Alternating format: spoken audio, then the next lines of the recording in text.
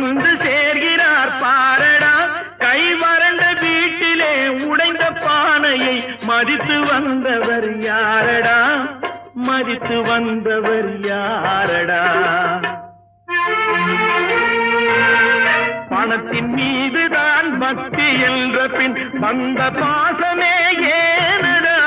பதைக்கும் நெஞ்சினை அணைக்கும் யாவரும் அண்ணன் தம்பிகள் தானடா, அண்ணன் தம்பிகள் தானடா. அண்ணன் என்னடா தம்பி என்னடா அவசரமான உலகத்திலே.